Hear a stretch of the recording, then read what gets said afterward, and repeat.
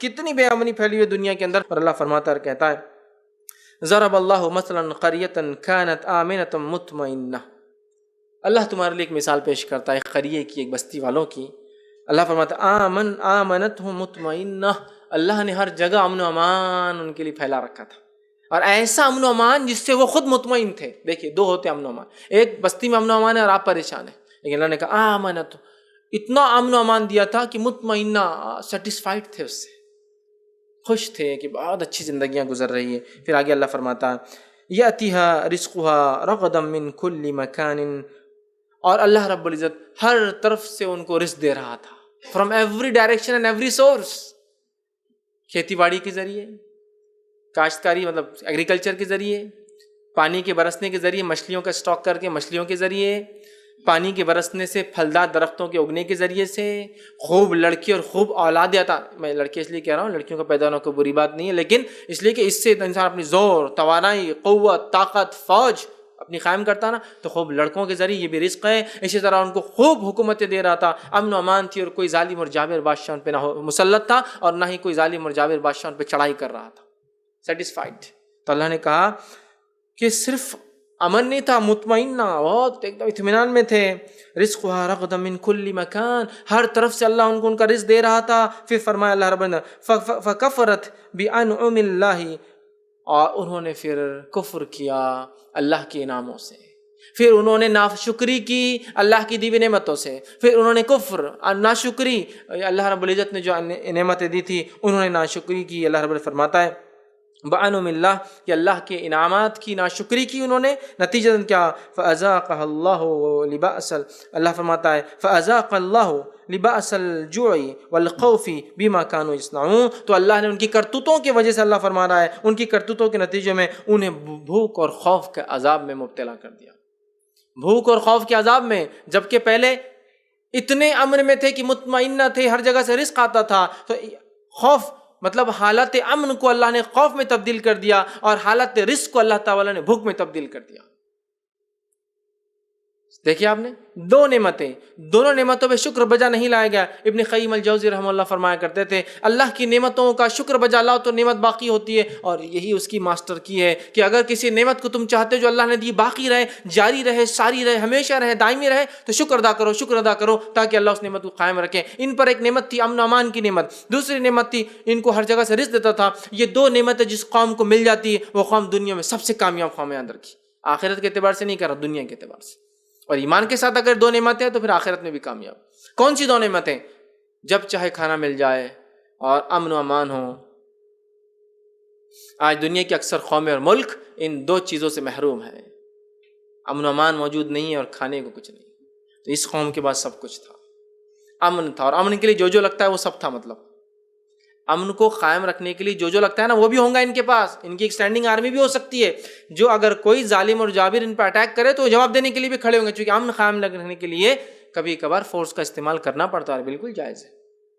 تو مطلب امن کو اسٹیبلش رکھنے کے لیے جو جو ریسورسز تھے وہ بھی تھے ان کے پاس، رزق کو قائم رکھنے کے لیے جو جو ریسورسز تھے وہ بھی تھے ان کے پاس، لیکن اللہ تعالیٰ نے ان کی ناشکری کی وجہ سے، ہے نا، ان کی ناشکری کے نتیجے میں فکفر، انہوں نے ناشکری کی۔ بس ناشکری کیسے کہ نیکی کر کے شکر بجا نہیں لایا اور گناہ کر کے ناشکری کی، اللہ نے اس رزق کو بھوک میں تبدیل کر دیا اور اس امن کو خوف میں تبدیل کر دیا، ہے نا۔ آج ہم بھی دیکھ رہے ہیں کئی ممالک ہیں ہمارے اچھے خاصے ہیں، اچانک ایک رات آتی ہے امن خوف میں تبدیل ہو جاتا ہے اور رزق بھوک میں تبدیل ہو جاتا ہے۔ کیا آپ نے وہ فوٹو کبھی دیکھی جس کے تعلق سے بہت معروف تصویر ہے، آپ سب نے شاید انٹرنیٹ پہ دیکھی ہوں گی، ایک بچہ ہے چھوٹا سا اور وہ ڈول رہا ہے، افریقن بچہ ہے، ایک دم اتنا دبلا کہ شاید اتنے دبلے بچے آپ نے کبھی، اور ڈول رہا ہے، اور ایک گدھ ایسا بازو بیٹھا ہوا ہے، گدھ۔ یہ یوگانڈا کے ایک علاقے میں لی گئی فوٹو تھی جو مسلم علاقہ ہے، اور لینے والا ایک فرینچ جو ہے جرنلسٹ تھا، اس نے فوٹو لی تھی، اور وہاں اس کا کہنا تھا کئی لاشیں پہلے سے بچھی تھی، انسان ایسے ہی مرتے تھے، مرنے کے بعد گدھ ان کو کھا لیتے تھے۔ اب یہ گدھ انتظار میں تھا یہ بچہ کب مرے گا اور وہ اس کو کھا لے گا، صرف بھوک کی وجہ سے۔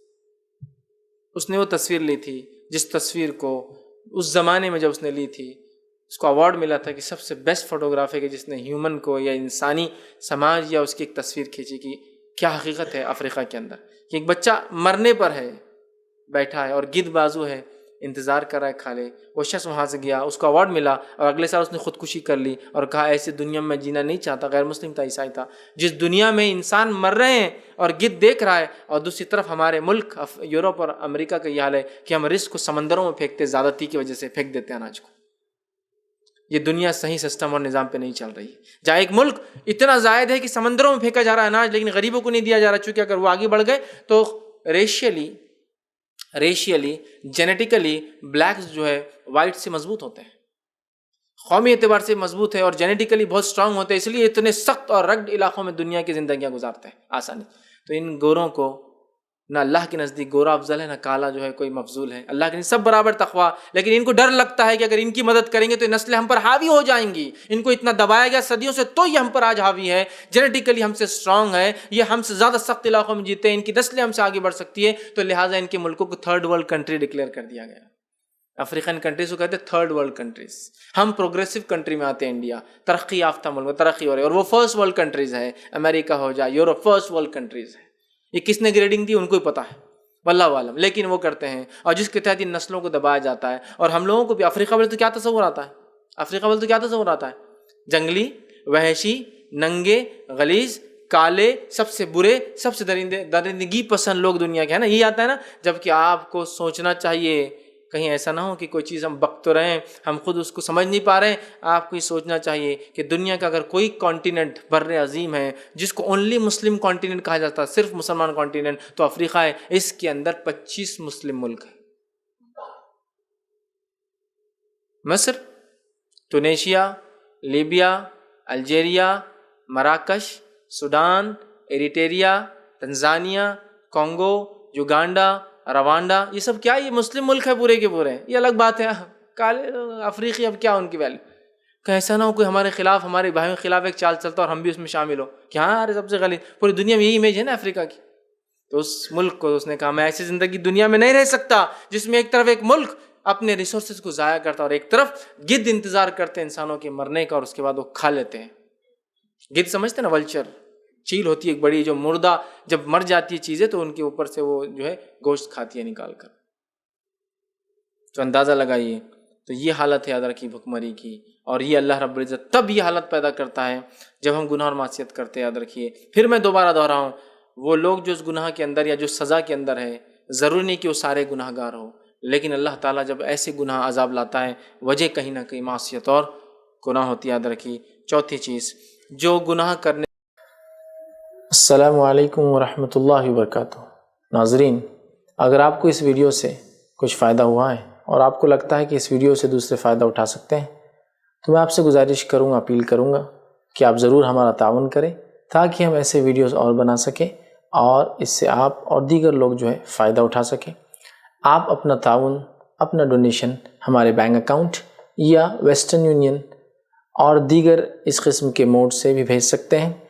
اگر اس کے علاوہ بھی آپ کو کچھ بھیجنا ہے اور آپ کچھ بات کرنا چاہتے ہیں تو ہمارا ایڈمنسٹریٹر خواجہ علیم الدین صاحب سے آپ بات کیجئے, ان کے فون پر یا ای میل پر رابطہ کیجئے.